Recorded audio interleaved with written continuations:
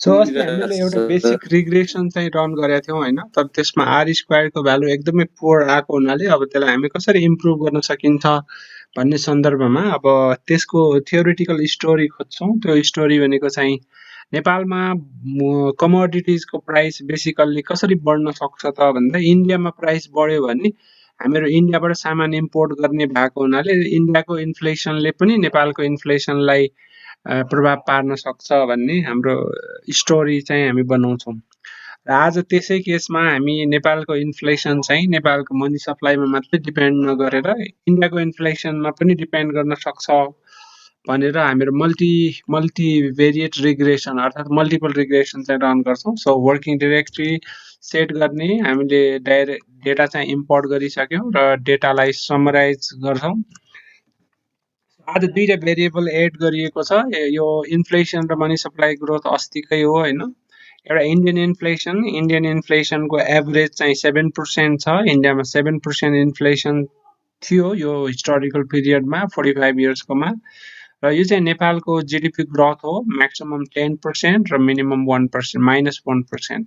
तो दुईटा भेरिएबल चाहिँ आजको डेटा सेटमा एक्स्ट्रा छ अस्तिको भन्दा।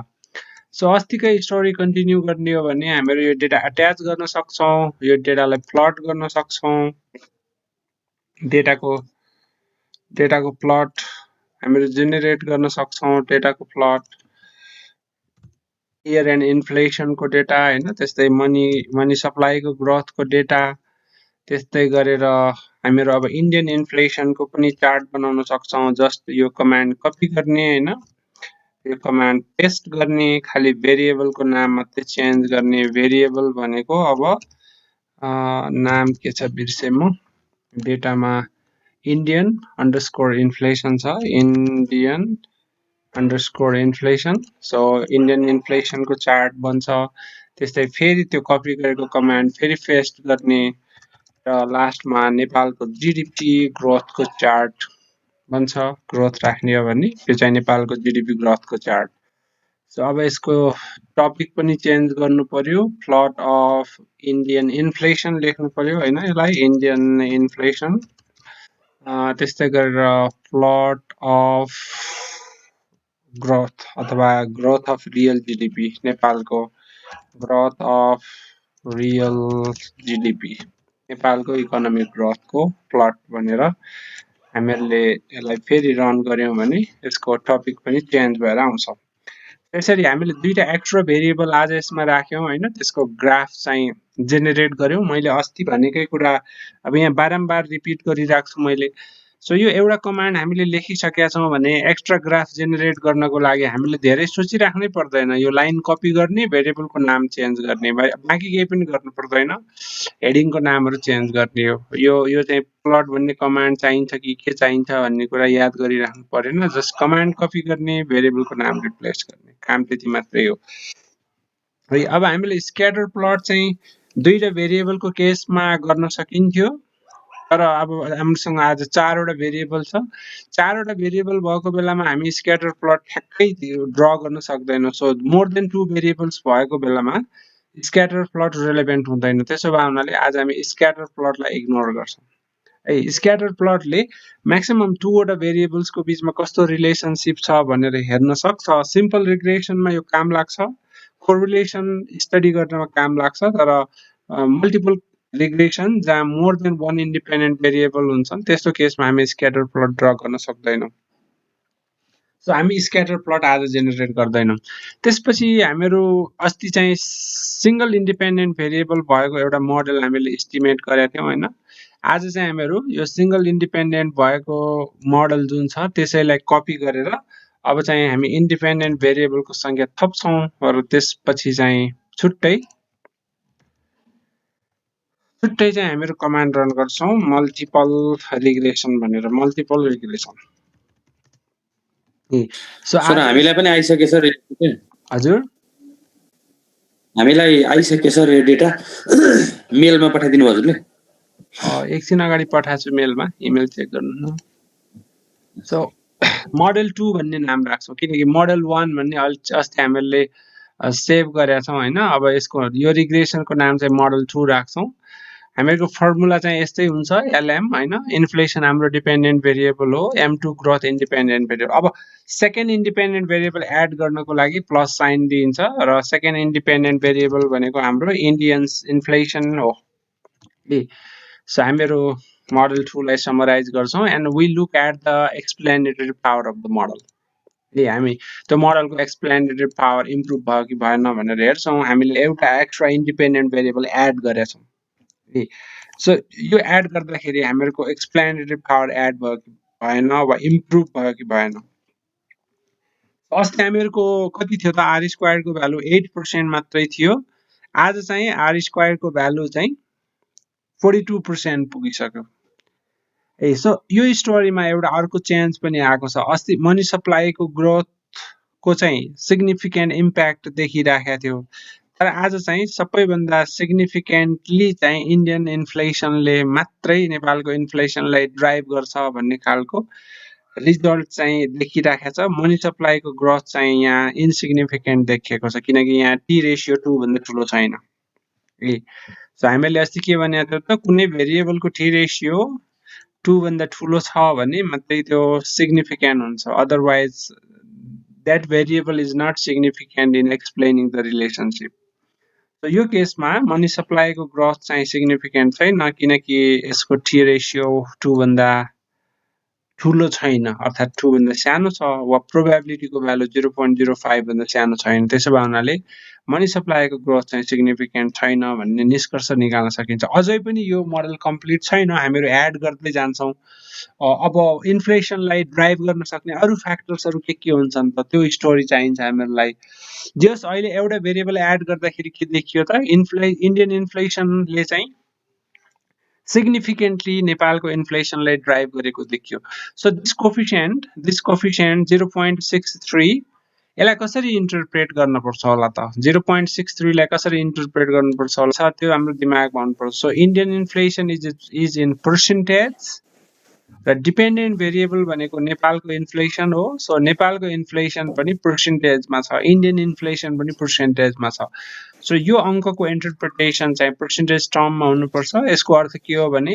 इन्डियाको इन्फ्लेसन 1 पर्सेन्टेज पोइन्टले वृद्धि भयो भने नेपालको इन्फ्लेसन चाहिँ 0.63 पर्सेन्टेज पोइन्टले वृद्धि हुन्छ सो तपाईले कहिलेकाहीँ लिटरेचर पढ्नु भएको छ भने नेपालको इन्फ्लेसनको 2/3 पार्ट चाहिँ इन्डियन इन्फ्लेसनबाट ड्राइभ हुन्छ भनेर आईएमएफ इन्टरनेशनल मोनेटरी फन्डको स्टडी पढ्नु भएको होला सो हामीले गर्दाखेरि पनि लगभग त्यही आयो नेपालमा हुने मूल्य वृद्धिको लगभग 2/3 पार्ट चाहिँ इन्डियामा मूल्य वृद्धि भयो कि भएन भन्नेमा डिपेन्ड गर्छ किनकि we are in fix exchange rate regime so इन्डियामा मूल्य बढ्ने बित्तिकै हामीहरूको एक्सचेन्ज रेट फिक्स भएको हुनाले नेपालमा अटोमेटिकली बढ्छ किनकि we import significant amount of goods and services from India है इन्डियाबाट हामीले लगभग 2/3 अमाउन्ट अथवा 2/3 भोल्युम चाहिँ इम्पोर्टको 2/3 भोल्युम चाहिँ इम्पोर्ट गर्छौं र इन्डियासँग फिक्स एक्सचेन्ज रेट भएको हुनाले इन्डियाको इन्फ्लेसनले नेपालको इन्फ्लेसनलाई ड्राइभ गर्न सक्छ र अलमोस्ट 2/3 पार्ट चाहिँ इन्डियन इन्फ्लेसनबाट आउँछ भन्ने so this number is valid है किनकि इन्टरनेशनल मोनेटरी फन्डले अरूले गरेको तर्कसँग पनि हाम्रो नम्बर लगभग नजिक भयो सो हामीहरू इन्डियन इन्फ्लेसन चाहिँ मेजर कन्ट्रिब्युटर हो मेजर ड्राइभर हो भनेर भन्न सक्छौं सो अब यसमा आर स्क्वायर को भ्यालु इम्प्रुभ भएर आएको छ अझै पनि यो 50% भन्दा कम छ त्यसो भए हुनाले अझै पनि हामीहरूले अरु भेरिएबल्सहरु हामीले मिसिङ गरिराखेका छौं कि भनेर हेर्नुपर्ने हुन्छ त्यसको लागि यो स्टोरीलाई हामी एक्सटेन्ड गर्छौं तर अहिलेको लागि हामीहरू यो मोडलमा अरु खालको टेस्टहरु जस्तो यसको प्लट कसरी जेनेरेट गर्ने हैन यसको प्लट कसरी जेनेरेट गर्ने त्यसपछि नर्मालिटी टेस्ट कसरी गर्ने भन्ने कुरा लाग्छ सो त्यसको लागि मैले भनेको फर्मुला कहिले पनि बिर्सिनुहुन्न त्यो भनेको सिम्पली के भने त्यो कमान्ड के थियो भन्ने कुरा कहिले पनि याद गर्नु हुँदैन जस्ट के गर्ने हो त कमान्ड कपी गर्ने अनि सिम्पली अनि मोडलको नाम चेन्ज गर्ने भेरिएबलको नाम चेन्ज गर्ने सो अब हामीले यहाँ अटो कोरिलेसन टेस्ट गर्नको लागि के चाहिँ कमान्ड युज गरिएको थियो भन्ने कुरा सम्झिराख्दैनौं यहाँ सम्झिराख्दैनौं हामी सिम्पली के गर्छौं त त्यो कमान्ड कपी गर्छौं र यसको तल पेस्ट गर्दिन्छौं र अनि बिस्तारै सबै चेन्ज गर्दै जान्छौं भेरिएबलको नाम लगायत सबै सो हामीले मोडल 2 भन्ने आज सेभ गरेका छौँ हैन। अब जता जता मोडल 1 छ त्यसलाई मोडल 2 बनाउने। सो यो प्लट मोडल 1 बनाएको प्लट चाहिँ कति कलन कति रोमा आउने भन्ने हो। 2 2 अन्नुको अर्थ के त भन्दा दुईवटा एउटा लाइनमा दुईटा चित्र आउने गरेर हामीले दुईटा लाइनमा चारवटा चित्र ड्रा गर भनेको हो। सो यो दुईटा कमान्ड रन गर्नुभयो भने तपाईको अस्तिको जस्तै चारवटा चित्र हामीले देख्न सक्छौं र यो चारवटा चित्रमा फर्स्ट र सेकेन्ड चित्र हामीलाई काम लाग्छ, अरु चित्र हामीहरु इन्टरप्रेट गर्न सक्दैनौं अहिलेको नलेजले। पछि बिस्तारै यसमा ज्ञान हुँदै जान्छ, तर अहिलेको लागि फर्स्ट र सेकेन्ड चित्र हामीलाई इम्पोर्टेन्ट हुन्छ र त्यो मध्ये पनि सेकेन्ड चित्र चाहिँ बढी इम्पोर्टेन्ट हुन्छ। सेकेन्ड चित्र बढी इम्पोर्टेन्ट हुन्छ। सो यो चित्रलाई 1 बाइ 1 गरेर हेर्ने मन लाग्यो भने यहाँ पनि 1 राखिदिने, यहाँ पनि 1 राखिदिने अनि रन गर्ने। रन गरिसकेपछि यो चित्रलाई 1 बाइ 1 हेर्न सकिन्छ। सो फर्स्ट चित्र एक्लै आउँछ। अब यो चित्र इम्पोर्टेन्ट छ। अहिले नर्मालिटी टेस्टमा हामी यो यस्तो खालको चित्र बनाउँछौं। सो यो सिधा रेखाको नजिक नजिक चाहिँ सबै पोइन्ट्सहरु पर्यो भने हामीहरुको एरर टर्म नर्मली डिस्ट्रिब्युटेड हुन्छ भनेर हामीहरु भन्छौं। सो यसरी फर्स्ट र सेकेन्ड चित्रलाई हामी आफ्नो पेपरमा राख्न सक्छौं। त्यसपछि हामी नर्मालिटी टेस्टमा जान्छौं। नर्मालिटी टेस्टमा हामीहरुको रिग्रेसनको जुन एरर टर्म छ, सो रिग्रेसनको एरर टर्म कहाँबाट आउँछ त? रिग्रेसनको एरर टर्म कहाँबाट आउँछ त भने हामीले नेपालको इन्फ्लेसनलाई नेपालको मनी सप्लाईको ग्रोथ र इन्डियाको इन्फ्लेसनले प्रभाव पार्छ भनेर हामीले एउटा तर्क राख्यौं। नेपालको मनी सप्लाई ग्रोथ र इन्डियाको इन्फ्लेसनले प्रभाव पार्छ भनेर हामीले तर्क त राख्यौं। तर अब त्यसपछि हामीहरु चाहिँ यसमा एक्स्ट्रा चीज के गर्यौं त भन्दा अब इन्डियन इन्फ्लेसनले र नेपालको मनी सप्लाई ग्रोथले यदि प्रभाव पार्छ भने नेपालको इन्फ्लेसन चाहिँ टोटल्ली एक्सप्लेन हुन्छ कि हुँदैन भनेर हामीले आर स्क्वायर हेर्यौं। आर स्क्वायर हेर्दाखेरि चाहिँ 48% मात्र एक्सप्लेन हुन्छ भन्ने देखियो। अब एक्सप्लेन गर्ने बाँकी चीज पनि रहेछन्। त्यो बाँकी चीज भनेको के हुन्छ त एरर टर्ममा पर्छ। सो एरर टर्म जेनेरेट गर्नको लागि हामीहरु सिम्पली यो मोडलबाट एस्टिमेट गरेको नेपालको इन्फ्लेसन र नेपालको एक्चुअल इन्फ्लेसन। सो नेपालको एक्चुअल इन्फ्लेसनको डेटा त छ हामीसँग 45 इयर्सको। सो त्यही 45 इयर्सको लागि हामी यो इक्वेसनबाट इन्फ्लेसनको प्रोजेक्टेड भ्यालु वा फोरकास्ट निकाल्छौं र त्यो फोरकास्ट र एक्चुअलको डिफरेन्स भनेकै एरर टर्म वा रेसिडुअल टर्म हुन्छ टाइम सिरिजमा।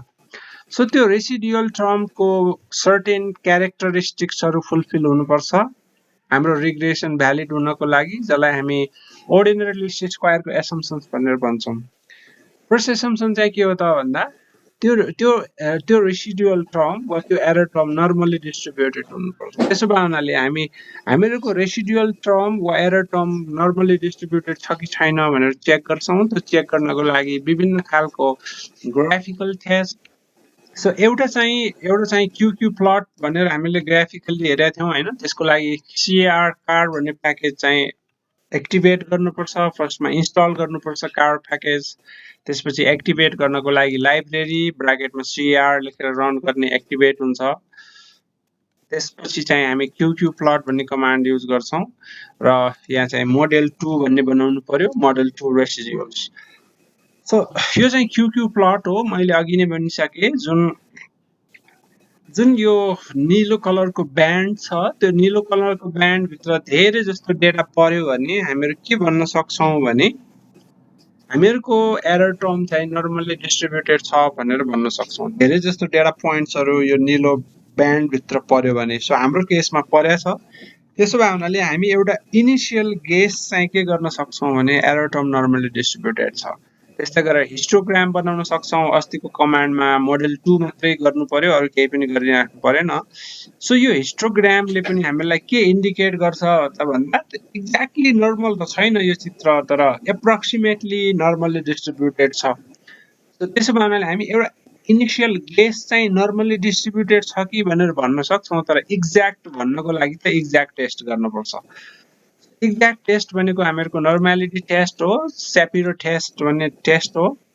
र स्यापिरो टेस्ट गर्नको लागि कुनै पनि प्याकेज चाहिँदैन। त्यसो भए हुनाले यो प्याकेज बिना नै गर्न सकिन्छ। स्यापिरो.टेस्ट कमान्ड हुन्छ यसको। मोडेल 1 लाई मोडेल 2 डलर रेसिडुअल्स गर्यौं। सो यो मोडेलको नाम मात्रै चेन्ज गर्ने हो तपाईले अर्को रिग्रेसनमा, अरु केही गर्नु पर्दैन। अरु टेस्ट सेम हो, यो पछाडीको शब्द पनि सेम हो, अगाडिको पनि कमान्ड सेम हो, खाली तपाईले रिग्रेसन रन गरिसकेपछि के नाममा सेभ गर्नु भएको छ त्यो मात्रै यहाँ चेन्ज गर्ने हो। सो यो फर्मल टेस्टको नल हाइपोथेसिस जहिले पनि के हुन्छ त, error term is normally distributed हुन्छ। एरर टर्म इज भन्दा पनि भयो, इज नर्मली डिस्ट्रिब्युटेड। सो यस्तो नल हाइपोथेसिसलाई हामी कतिखेर रिजेक्ट गर्छौं त भन्दा जतिखेर प्रोबेबिलिटी 5% भन्दा सानो आउँछ। सो हाम्रो केसमा प्रोबेबिलिटी 5% भन्दा सानो आएको छ। सो यसले के देखाउँछ त भने हामीले ग्राफिकली हेर्दाखेरि त नर्मली डिस्ट्रिब्युटेड छ कि जस्तो लागेको थियो, तर फर्मल टेस्टले के गरिदियो त, रिजेक्ट गरिदियो। फर्मल टेस्टमा प्रोबेबिलिटीको भ्यालु 0.05 भन्दा सानो आयो। So we reject the hypothesis that error term is normal. Error term normally distributed छ भन्ने हाइपोथेसिस रिजेक्ट भयो। सो ग्राफिकल भिजुअलाइजेसनबाट एक्ज्याक्ट भन्न सकिँदो रहन्छ भन्ने यहाँबाट हामीले थाहा पाउनुपर्छ। ग्राफिकल भिजुअलाइजेसनमा नर्मली जस्तो पनि लाग्छ, नर्मली नभए जस्तो पनि लाग्छ। सो फर्मल टेस्टको हामीलाई आवश्यकता पर्छ। सो स्यापिरो टेस्टले चाहिँ नर्मली डिस्ट्रिब्युटेड छ भन्ने कुरा रिजेक्ट गर्यो। त्यस्तै गरेर हामीहरू यो अर्को चाहिँ जार्क्युबेरा टेस्ट, जुन तपाईले एमफिलको क्लासमा मास्टर्सको क्लासमा पढ्नुहुन्छ, जार्क्युबेरा टेस्ट। सो त्यो जार्क्युबेरा टेस्ट गर्नको लागि चाहिँ टी सिरिज भन्ने प्याकेज चाहिन्छ। पहिलो चोटी युज गर्नको लागि चाहिँ इन्स्टल गर्नु पर्यो यताबाट, तर अलरेडी इन्स्टल गरिसक्नु भएको छ भने फेरि इन्स्टल गरिराख्नु पर्दैन, खाली त्यसलाई मेमोरीमा इन्भोक गर्ने वा मेमोरीमा एक्टिभ गर्ने मात्रै हो। त्यसको लागि लाइब्रेरी टी सिरिज भन्ने कमान्ड हामीहरू युज गर्छौं। त्यसपछि jarq.bera.test भन्ने कमान्ड हुन्छ। यो कमान्डले काम गर्नको लागि टी सिरिज भन्ने प्याकेज अलरेडी एक्टिभेट भएको हुनुपर्छ, अदरवाइज फंक्सन नट फाउन्ड भनेर भन्छ। यदि त्यस्तो भन्यो भने तपाईले लाइब्रेरी एक्टिभेट गर्नु भएको रहन्छ भन्ने बुझ्नुपर्छ। मोडेल 1 लाई मोडेल 2 बनाउँछौं। त्यसपछि यो टेस्ट गरिन्छ। सो यो टेस्टले पनि क्लियरली रिजेक्ट गरिदियो। जार्क्युबेरा टेस्टले पनि क्लियरली रिजेक्ट गर्यो। मैले फेरि पनि के कुरा एम्फसाइज गरौँ भने नर्मालिटी टेस्टमा जहिले पनि null hypothesis error term normal छ भन्ने हुन्छ, एरर टर्म नर्मली डिस्ट्रिब्युटेड छ भन्ने हुन्छ। प्रोबेबिलिटीको भ्यालु 5% भन्दा कम आउने बित्तिकै we reject that the error term is normal. So probability 5% भन्दा सानो आउनु भनेको हाम्रो लागि नराम्रो हो, किनकि यो केसमा 5% भन्दा सानो आयो भने नर्मली डिस्ट्रिब्युटेड छैन भन्ने अर्थ लाग्छ। अब यसरी नर्मली डिस्ट्रिब्युटेड छैन, सपोज नर्मली डिस्ट्रिब्युटेड आएन यो केसमा, अब what is the remedy?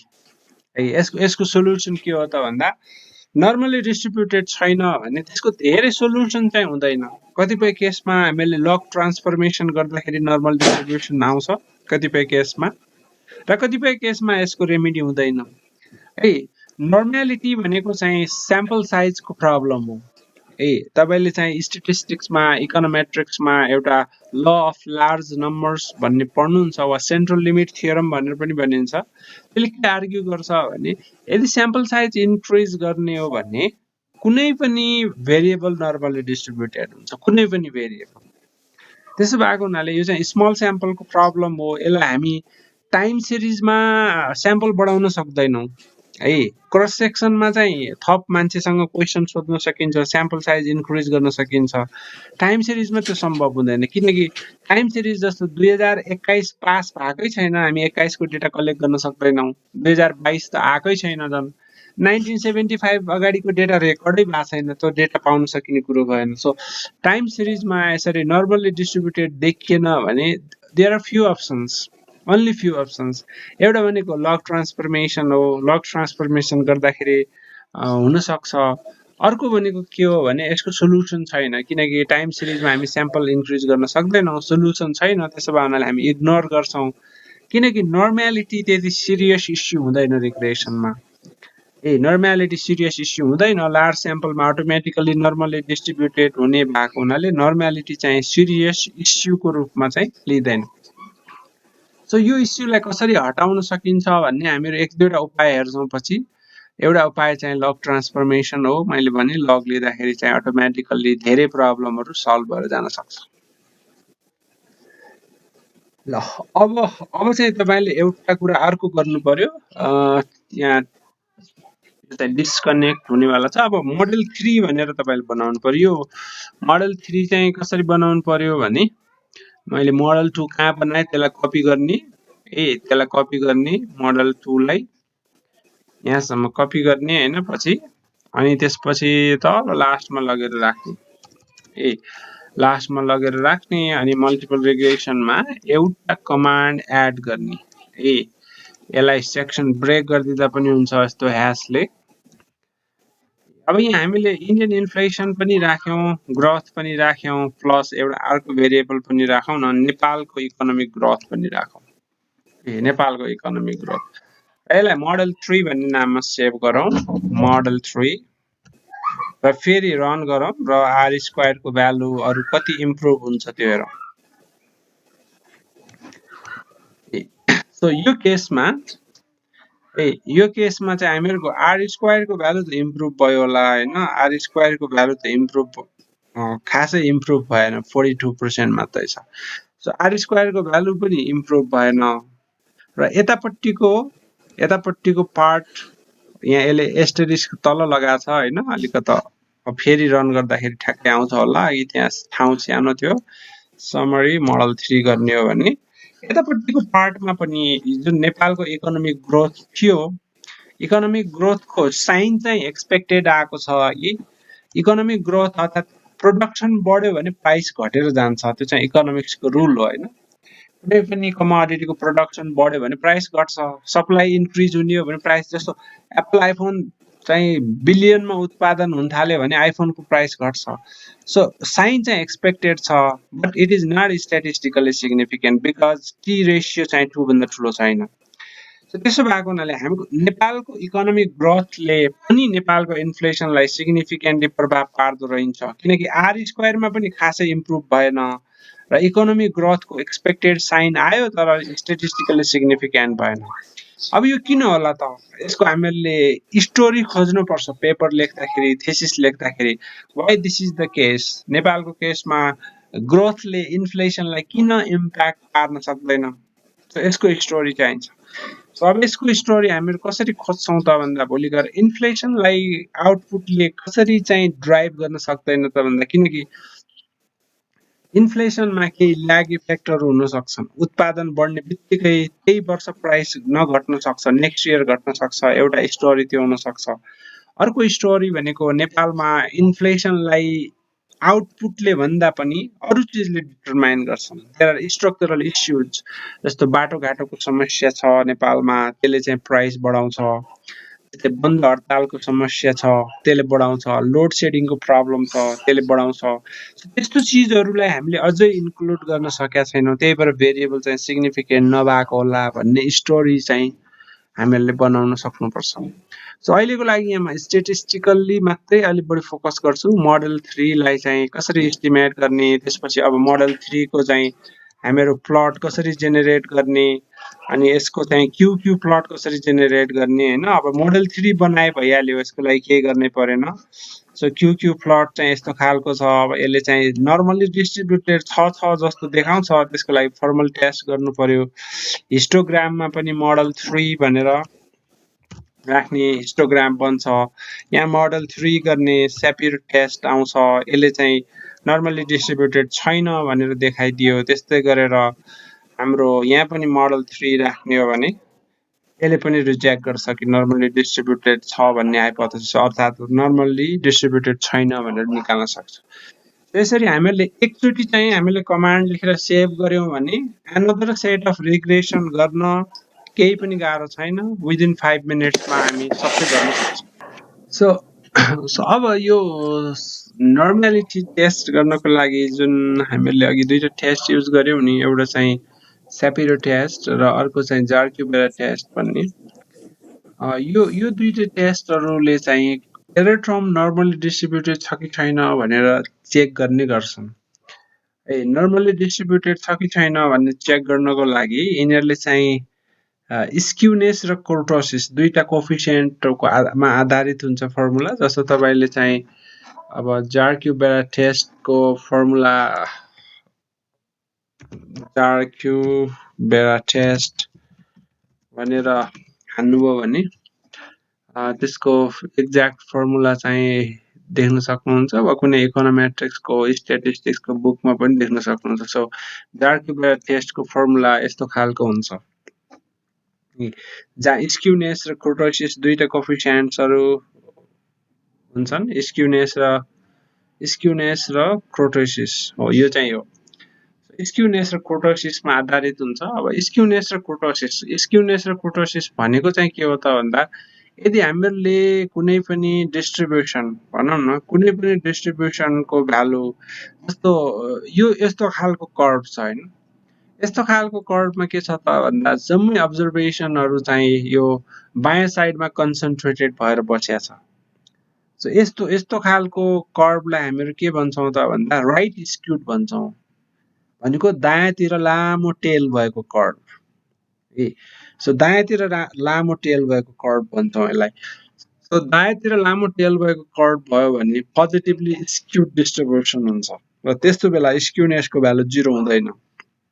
So स्क्युनेसको value 0 हुने हो भने नर्मल्ली डिस्ट्रिब्युटेड कर्भ हुन्छ। सो स्क्युनेस र कुर्टोसिसले चाहिँ यो कर्भको हाइट कति छ भन्ने डिटरमाइन गर्छ। एकदमै चुच्चो भयो भने कुर्टोसिसको भ्यालु 3 भन्दा ठुलो हुन्छ।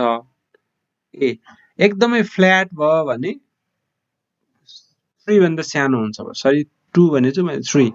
कुर्टोसिसको भ्यालु 3 भन्दा ठुलो भयो भने एकदमै चुच्चो परेको कर्भ बन्छ। कुर्टोसिसको भ्यालु 3 भन्दा सानो भयो भने चाहिँ एकदम फ्ल्याट कर्भ बन्छ। सो जस्तो यो केसमा भनौँ न, यो केसमा स्क्युनेसको भ्यालु 0 छैन हैन, स्क्युनेसको भ्यालु 0 छैन, 1.08 छ, जसको अर्थ के हो त भन्दा यसको राइटतिर ठुलो टेल छ। पोजिटिभ भ्यालु आयो भने पोजिटिभली स्क्युड हुन्छ। सो स्क्युनेस 0 छैन, कुर्टोसिस 3 छैन।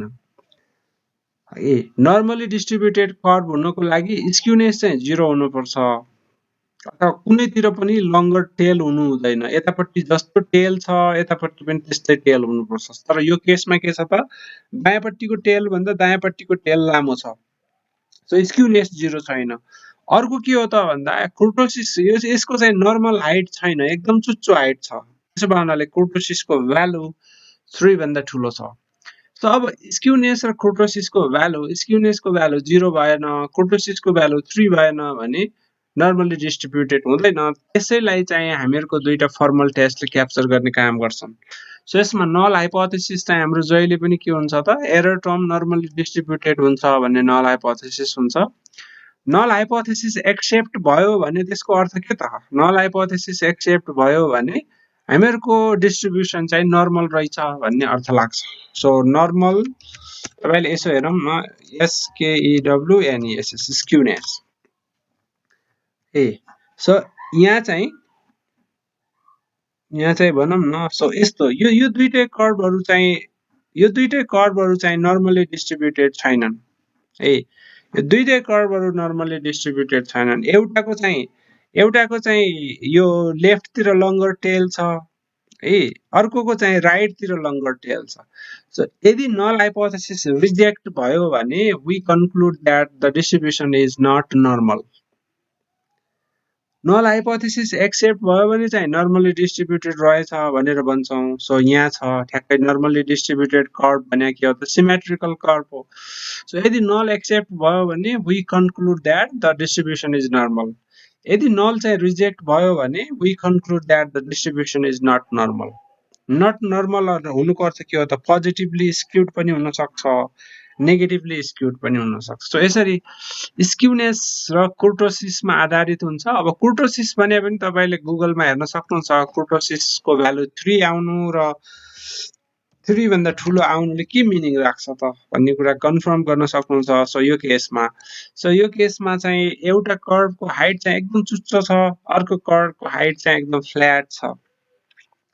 सो फ्ल्याट हुनु पनि नर्मल होइन, एकदमै चुच्चो हुनु पनि नर्मल होइन। सो बिचको हुनु पर्यो। नर्मल हुनको लागि चाहिँ कुर्टोसिसको भ्यालु 3 हुनुपर्छ। सो 3 भयो भने नर्मल कर्भ बन्छ, 3 भन्दा ठुलो भयो भने एकदम चुच्चो बन्छ, 3 भन्दा सानो भयो भने चाहिँ एकदमै फ्ल्याट हुन्छ। सो नर्मल डिस्ट्रिब्युसन भनेको बिचको रातो हो। सो यदि हामीहरूले नल हाइपोथेसिस एक्सेप्ट गर्यौं भने कुर्टोसिस 3 को आसपासमा रहेछ भन्ने अर्थ लाग्छ रिजेक्ट गर्यौं भने चाहिँ कि त कर्भ एकदम फ्ल्याट रहेछ कि त एकदम पिकवाला रहेछ भन्ने अर्थ लाग्छ। त्यसरी नर्मल हुनुको अर्थ के हो भने डिस्ट्रिब्युसन चाहिँ पोजिटिभ नेगेटिभ स्क्युड पनि नहुनु र यसको पिक पनि नर्मल खालको हुनु भन्ने अर्थ हामीहरूले बुझ्नुपर्छ, जुन चाहिँ फर्मल टेस्टले त्यो कुरो कन्फर्म गर्छ। जस्तो यो चित्र, यो हिस्टोग्राममा पनि अब हामीहरू के अनुमान गर्न सक्छौँ भने यसको लेफ्ट भन्दा राइटमा चाहिँ लङ्गर डिस्ट्रिब्युसन छ, दिस इज पोजिटिभली स्क्युड। त्यसो भएको हुनाले यो चाहिँ नर्मली डिस्ट्रिब्युटेड छैन भन्ने तर्क हामी ग्राफिकल्ली पनि लाउन सक्छौँ। सो यसरी हामी नर्मल डिस्ट्रिब्युसनमा के हेर्छौँ त, एरर टर्मको डिस्ट्रिब्युसन चाहिँ नर्मल छ कि छैन, पोजिटिभली नेगेटिभली स्क्युड छ कि नर्मल छ भन्ने हेर्छौँ। नर्मल हुनको लागि के हुनु पर्यो त, हाम्रो प्रोबेबिलिटी 5% भन्दा ठुलो आउनु पर्यो। है, यो टेस्टहरुमा प्रोबेबिलिटी 5% भन्दा ठुलो आयो भने नर्मल, 5 भन्दा सानो 5% भन्दा सानो आयो, 5% मिन्स 0.05, है 0.05 भन्दा ठुलो आयो भने नर्मल, 0.05 भन्दा सानो आयो भने नट नर्मली डिस्ट्रिब्युटेड भनेर हामीहरू यसरी कन्क्लुड गर्न सक्छौँ। यो चाहिँ नर्मालिटी टेस्टको कुरा भयो। अब अटो कोरिलेसन टेस्टको कुरो गरौँ। अटो कोरिलेसन टेस्ट मैले अस्ति चाहिँ थोरै भने पनि थिएँ। अटो कोरिलेसन भने के हो त, कुनै एउटा सिंगल सिरिजको कोरिलेसन भनेको चाहिँ दुईटा भेरिएबल बीचको रिलेसनशिप हो, तर अटो कोरिलेसन भनेको के हो त, आफ्नो आफैसँगको सम्बन्ध हो। अर्थात् कुनै स्पेसिफिक टाइमको भ्यालुलाई यसैको पास्ट भ्यालुले चाहिँ इन्फ्लुएन्स गर्न थाल्यो भने त्यसलाई हामी अटो कोरिलेटेड सिरिज भनेर भन्छौँ। सो रिग्रेसनमा त्यस्तो अटो कोरिलेसन भयो भने हामीहरूको जुन प्यारामिटरको मान हामीहरू निकाल्छौँ, कोफिसिएन्टको मान हामी निकाल्छौँ, दे आर नट इफिसिएन्ट, अर्थात् तिनीहरूको जुन स्ट्यान्डर्ड एरर भनेर हामीहरू पढ्छौँ इकोनोमेट्रिक्समा, स्ट्यान्डर्ड एरर चाहिँ इफिसिएन्ट हुँदैन, स्ट्यान्डर्ड एरर चाहिँ हाम्रो बायस्ड हुन जान्छ। सो त्यस्तो बेला हामीहरू अटो कोरिलेसन छ कि छैन भनेर चेक गर्छौँ। यसमा हामीले first order, second order, third order भनेर हामीले अस्ति भन्ने थियौँ। फर्स्ट अर्डर अटो कोरिलेसन हुनुको अर्थ के हो भने 1 वर्ष अगाडिको भ्यालुले 1 वर्ष पछाडिको भ्यालुलाई इन्फ्लुएन्स गर्ने हो। सेकेन्ड अर्डर अटो कोरिलेसन भनेको के हो त भन्दा 2 वर्ष अगाडिको भ्यालुले यो वर्षको भ्यालुलाई चाहिँ इन्फ्लुएन्स गर्ने हो। थर्ड अर्डर अटो कोरिलेसन भनेको के हो त, 3 वर्ष अगाडिको भ्यालुले यो वर्षको भ्यालुलाई इन्फ्लुएन्स गर्ने हो। सो कुन अर्डरको चाहिँ अटो कोरिलेसन छ कि छैन भनेर हामीले चेक गर्न सक्छौँ।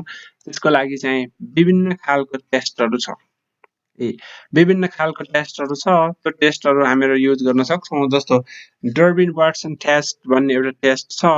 सो डर्बिन वाटसन टेस्ट हामीहरू युज गर्न सक्छौँ। मोडेल 1 लाई मोडेल 2 ले रिप्लेस गर्दाखेरि भइहाल्छ।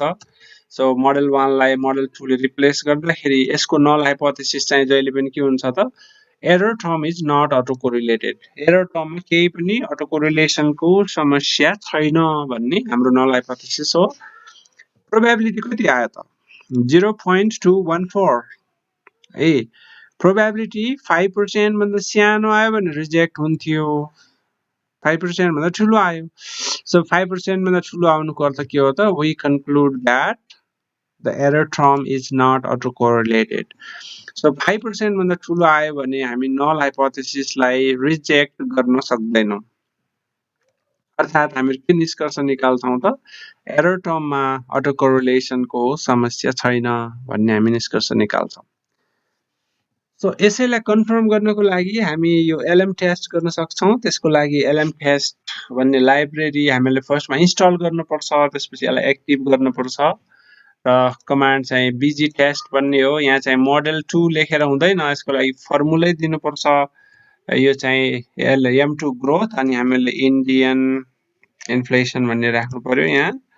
सो यति गर्ने हो भने अटो कोरिलेसनको दोस्रो टेस्ट हो। प्रोबेबिलिटी 5% भन्दा ठुलो आएको हुनाले we cannot reject the null, अर्थात् we conclude that there is no autocorrelation. अब हामीले अघि मैले जुन फर्स्ट अर्डर सेकेन्ड अर्डर भने नि, अर्डर हामी बनाउन सक्छौँ। जस्तो ग्रोथ अनि इन्डियन इन्फ्लेसन भनेर राख्यौँ। अर्डर 2 राख्ने हो भने के हुन्छ त, 2 वर्ष अगाडिको भ्यालुले अहिलेको भ्यालु इन्फ्लुएन्स गर्छ कि गर्दैन भनेर चेक गर्छ।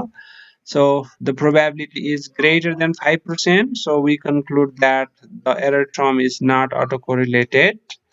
अब यसैलाई हामीले कपी गरेर फोर्थ अर्डर अटो कोरिलेसन पनि चेक गर्न सक्छौं प्रोबेबिलिटी 5% भन्दा ठूलो नै छ we again conclude that the error term is not autocorrelated so error term ma first order ko autocorrelation pani chaina second order ko pani chaina fourth order ko pani autocorrelation ko समस्या छैन भनेर यसरी हामीहरु यसमा conclude गर्न सक्छौं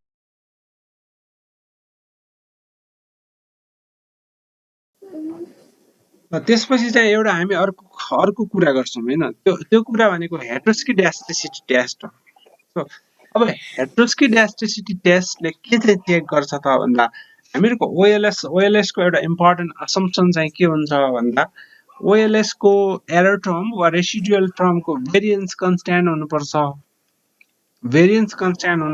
भन्ने assumption हुन्छ so variance of error term is constant भन्ने हाम्रो assumption हुन्छ अब यो constant छ कि छैन त त्यो चेक गर्नुपर्छ यदि constant छैन भने फेरि पनि त्यसले चाहिँ हाम्रो हाइपोथेसिस टेस्ट हुन्छ हाइपोथेसिस टेस्टलाई इनभ्यालिड बनाउने काम गर्छ अथवा हाम्रो स्ट्यान्डर्ड एरर तपाईले थ्योरी पढ्दाखेरि पढ्नु होला हैन एमफिल मा त्यसले चाहिँ यदि हेटेरोस्किडास्टिसिटी वा नन कन्स्ट्यान्ट भेरिएन्स को प्रब्लम छ भने त्यसले चाहिँ न्यूमेरिकल एस्टिमेटमा त केही पनि फरक पार्दैन तर जुन स्ट्यान्डर्ड एरर र हाइपोथेसिस टेस्ट हो नि त्यसमा चाहिँ प्रभाव पार्छ त्यसो भएको हुनाले हामीले कुनै पनि रिग्रेसन मोडलको एरर टर्मको भेरिएन्स कन्स्ट्यान्ट छ कि छैन भनेर चेक गर्नुपर्ने हुन्छ त्यसैले हामी हेटेरोस्किडास्टिसिटी टेस्ट भनेर भन्छौं सो हेटेरोस्किडास्टिसिटी टेस्टले एरर टर्मको भेरिएन्स कन्स्ट्यान्ट छ कि छैन भनेर चेक गर्ने काम गर्छ कन्स्ट्यान्ट भयो भने हाम्रो रिग्रेसन भ्यालिड हुन्छ अदरवाइज हुँदैन अब यो टेस्ट गर्नको लागि यसमा हामी भित्तारै अर्को दिन पनि एक्सप्यान्ड गर्छौं है आजको लागि हामी सिम्पली के सम्झिराखौं भने यो भनेको एरर टर्मको भेरिएन्स कन्स्ट्यान्ट छ कि छैन भनेर चेक गर्ने टेस्ट हो भन्ने बुझिराखौं सो यसको लागि एउटा एनसीबी टेस्ट भन्ने कमान्ड चाहिँ युज गरिन्छ आज हामीले मोडल 2 भनेर सेभ गरिराखेका हुनाले यहाँ मोडल 2 भन्ने राखौं र यसको हाइपोथेसिस भनेको के हो त भन्दा हाम्रो नल हाइपोथेसिस भनेको एरर टर्मको भेरिएन्स कन्स्ट्यान्ट छ error term has constant variance so हाम्रो यो चाहिँ नल हाइपोथेसिस हो अब यो टेस्ट गर्यौं भने यसको प्रोबेबिलिटी कति आउँछ त्यति मात्रै हेर्ने हो कि हामीले अरु के हेर्ने हैन प्रोबेबिलिटी कति आयो त भन्दा दिस इज ग्रेटर देन 5% हाम्रो डिसिजन रुल के हो त भन्दा if probability is less than 0.05 null is rejected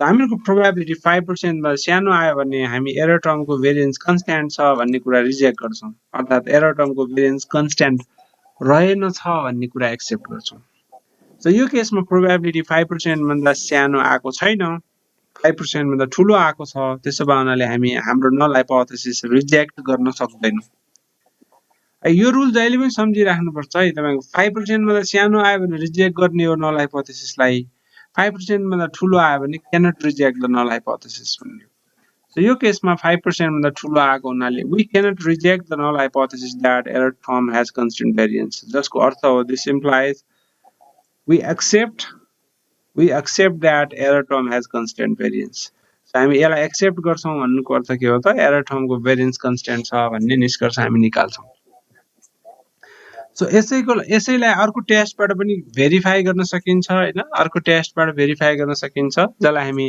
ब्रुक्स-प्यागन test भनेर भन्छौं यसको एक्ज्याक्ट स्पेलिङ त मलाई आउँदैन तर तपाईले बुकमा यस्तो भेटाउन सक्नुहुन्छ ब्रुक्स-प्यागन टेस्ट भन्ने ब्रुक्स-प्यागन टेस्ट फर हेटेरोस्किडास्टिसिटी यसको पनि काम त्यही हो अहिले फर्मुला मात्रै फरक हो यो गर्नको लागि पनि तपाईले फर्मुला केही याद गर्नु पर्दैन खाली जुन नाममा मोडल सेभ गर्नु भएको छ त्यो नाम राख्ने र रन गर्ने हो नल हाइपोथेसिस सेम हुन्छ माथिको जस्तै अर्थात एरर टर्म कन्स्ट्यान्ट भेरिएन्स छ भने नल हुन्छ यसको प्रोबेबिलिटी 5% भन्दा ठूलो आएको हुनाले हामी नल हाइपोथेसिस रिजेक्ट गर्न सक्दैनौं अर्थात एरर टर्मको भेरिएन्स कन्स्ट्यान्ट छ भन्ने हामीहरु एक्सेप्ट गर्छौं है। यहाँ पनि हाम्रो नल हाइपोथेसिस के हुन्छ त कन्स्ट्यान्ट भेरिएन्स हुन्छ। नल हाइपोथेसिस कन्स्ट्यान्ट भेरिएन्स हुन्छ र हामीहरूको डिसिजन रुल भनेको if probability is less than 0.05 त्यो लेखिराख्नु परेन सर। We reject. यसको पनि डिसिजन रुल सेम त्यही। सो अब यसैलाई हामी भोलि पर्सि एक्सप्यान्ड गर्दै गर्दै गर्दै गर्दै जान्छौँ। सर हजुर यदि नल हाइपोथेसिस रिजेक्ट भयो भने यसको रिमिडी चाहिँ के हुन्छ? त्यसमा हामी भोलि पर्सि एक्सप्यान्ड गर्छौँ। हेटेरोस्किडास्टिसिटीलाई करेक्ट गर्ने 2-4वटा मेथड्सहरू हुन्छन्, ट्रान्सफर्मेसन हुन्छन्। एउटा ट्रान्सफर्मेसन मैले यसमा गरेको छु। यसमा मैले यहाँनिर एउटा के पनि जोड गर्नुपर्छ भन्ने हेटेरोस्किडास्टिसिटीको प्रब्लम चाहिँ क्रस सेक्सन डेटाको प्रब्लम हो। त्यसो भए हुनाले टाइम सिरिजमा तपाईले हेटेरोस्किडास्टिसिटी चेक नगर्दा पनि हुन्छ। एकदमै लो प्रोबेबिलिटी हुन्छ हेटेरोस्किडास्टिसिटी देखिने टाइम सिरिजमा।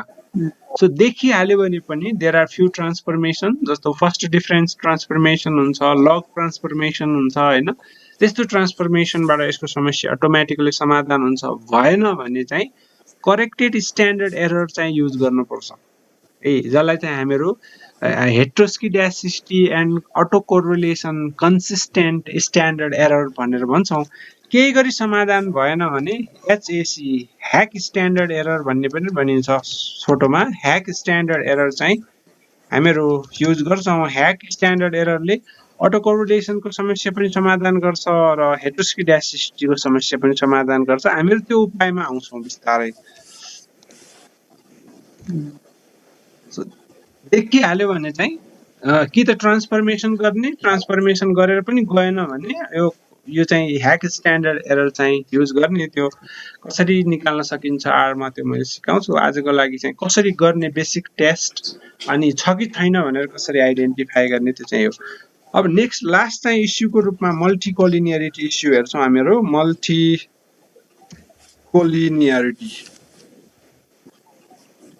मल्टिकोलिनियरिटी इस्यु। सो यो पनि त्यति धेरै इम्पोर्टेन्ट इस्यु होइन। किनकि इम्पोर्टेन्ट किन होइन त भन्दा किनकि रिग्रेसनमा इन्डिपेन्डेन्ट भेरिएबलको बिचमा अलिअलि सम्बन्ध जसरी पनि भइहाल्छ। जस्तो हाम्रो केसमा नेपालको मनी सप्लाईको ग्रोथ र इन्डियाको इन्फ्लेसनको बिचमा जिरो कोरिलेसन हुन सम्भवै छैन। किनकि टाइम सिरिज भेरिएबल भएपछि अलिअलि रिलेसनसिप भइ नै हाल्छ, किनकि दुईटै ओभर टाइम बढिरहेको हुन्छ। सो मल्टिकोलिनियरिटीको इस्यु भनेको चाहिँ के हो भने अब डिपेन्डेन्ट भेरिएबल र इन्डिपेन्डेन्ट भेरिएबलको बिचमा जति स्ट्रङ रिलेसनसिप भयो त्यति राम्रो हुन्छ हैन। डिपेन्डेन्ट र इन्डिपेन्डेन्ट भेरिएबलको बिचमा जति स्ट्रङ रिलेसनसिप मोर बेटर।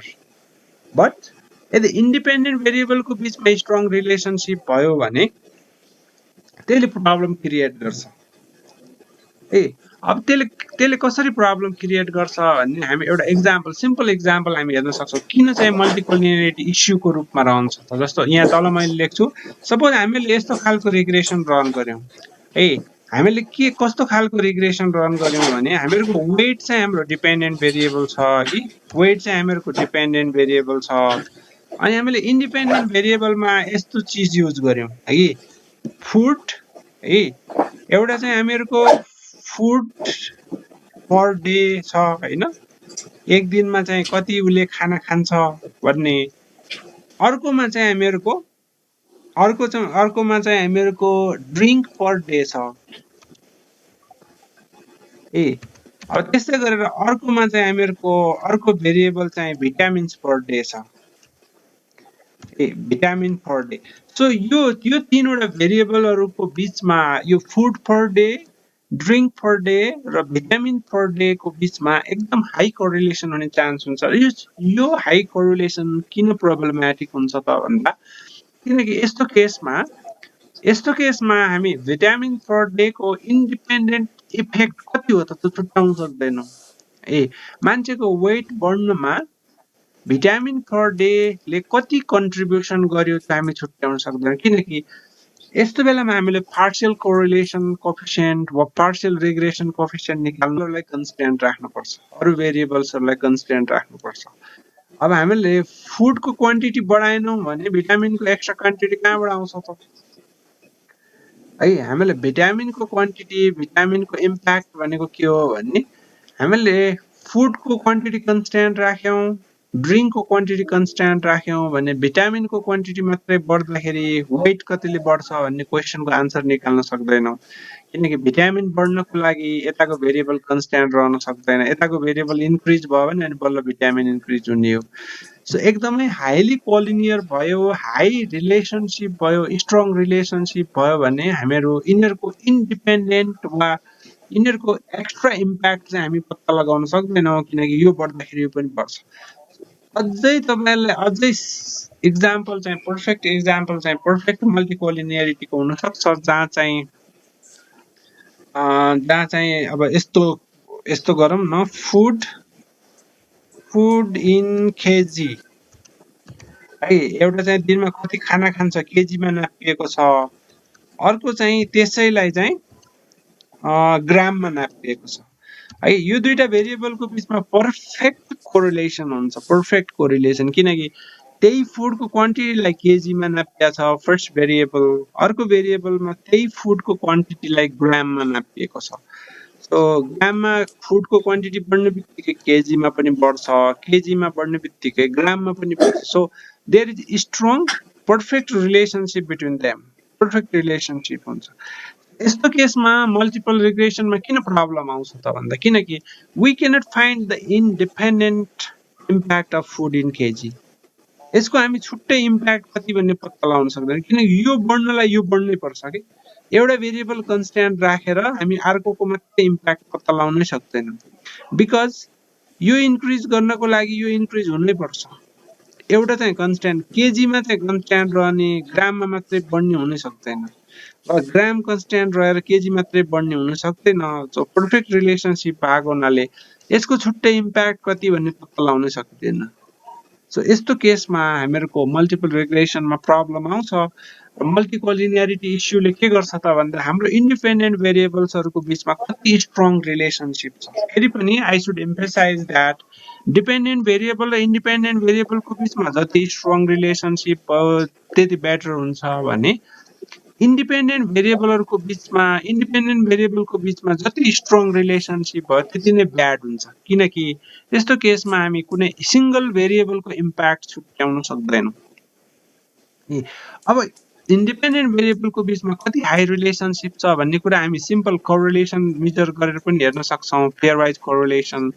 अथवा यसको चाहिँ फर्मल टेस्ट हुन्छ जुन चाहिँ भेरिएन्स इन्फ्लेसन फ्याक्टर भनेर भनिन्छ VIF टेस्ट यो चाहिँ मल्टिकोलिनियरिटी टेस्ट हो यसमा हामीहरूको नल हाइपोथेसिस भन्ने त्यस्तो केही पनि हुँदैन हामी VIF को भ्यालु कति छ त्यसको आधारमा चाहिँ कति सिरियस छ समस्या भन्ने हेर्छौँ आजको हामीहरूको मोडल भनेको मोडल 2 हो त्यसो भए मोडल 2 को भेरिएन्स इन्फ्लेसन फ्याक्टर भन्ने हामी निकाल्छौँ सो यसको फुल फर्म चाहिँ भेरिएन्स इन्फ्लेसन फ्याक्टर हो र यसलाई रन गरियो भने यसबाट VIF को भ्यालु निस्किन्छ र यो VIF को भ्यालु 10 भन्दा ठुलो भयो भने हामीहरूको प्रब्लम एकदमै सिरियस हुन्छ कोलिनियरिटीको सो यो केसमा हामीहरूको के छ त यो दुईटैको VIF 10 भन्दा सानो छ जसको अर्थ हामीहरूको इन्डिपेन्डेन्ट भेरिएबलहरूको बीचमा त्यति स्ट्रङ रिलेसनसिप छैन प्रब्लम सिरियस छैन भन्ने अर्थ लाग्छ सो यसरी हामीहरू एउटा भन्दा बढी इन्डिपेन्डेन्ट भेरिएबल भएको केसमा एउटा भन्दा बढी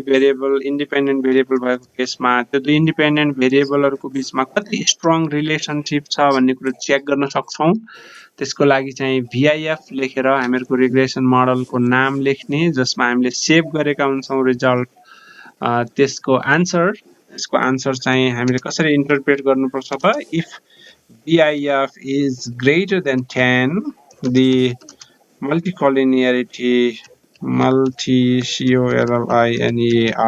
multicollinearity problem is serious otherwise हामीले यसलाई सिरियस प्रब्लमको रूपमा लिँदैन सो अब टाइम सिरिज डेटामा मल्टिकोलिनियरिटी हुने सम्भावना चाहिँ रहन्छ किनकि टाइम सिरिज डेटाको विशेषता चाहिँ के हो भने सबै भेरिएबलहरू सँगसँगै बढ्छन् जस्तो क्यापिटल फर्मेसन बढ्यो भने जीडीपी बढ्छ कन्जम्पसन बढ्यो भने जीडीपी बढ्छ एक्सपोर्ट बढ्यो भने जीडीपी बढ्छ सबै भेरिएबलहरू सँगसँगै बढ्ने भएको हुनाले देयर इज इस्यु सो त्यस्तो इस्यु सिरियस छ कि छैन भनेर हामीले VIF को भ्यालु 10 भन्दा ठुलो छ कि छैन भनेर हेर्न पर्ने हुन्छ त्यसरी हामीले अहिलेसम्म के सिक्यौं त भन्दा कुनै रिग्रेसन मोडल एस्टिमेट गर्ने, रिग्रेसन मोडल एस्टिमेट गरिसकेपछि त्यसको आर स्क्वायर अरू स्ट्याटिस्टिक्सहरू व्याख्या गर्ने, त्यसको अटो कोरिलेसन चेक गर्ने, नर्मालिटी चेक गर्ने, हेट्रोस्किडास्टिसिटी छ कि छैन भनेर चेक गर्ने र मल्टिकोलिनियरिटीको समस्या छ कि छैन भनेर चेक गर्ने।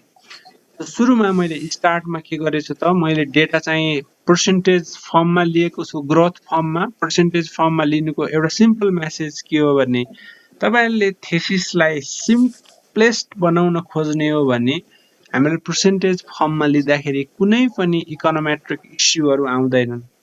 नाइदर अटो कोरिलेसनको इस्यु आउँछ, न त चाहिँ हेट्रोस्किडास्टिसिटीको इस्यु आउँछ, न त मल्टिकोलिनियरिटीको इस्यु आउँछ।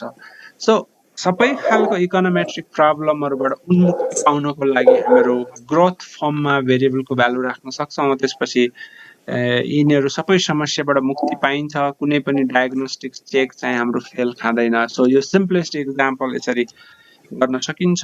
यसको केही ड्रब्याकहरू पनि छन् यसरी ग्रोथ फर्ममा लिनुको, जसलाई हामी अर्को क्लासमा कन्टिन्यू गर्छौं।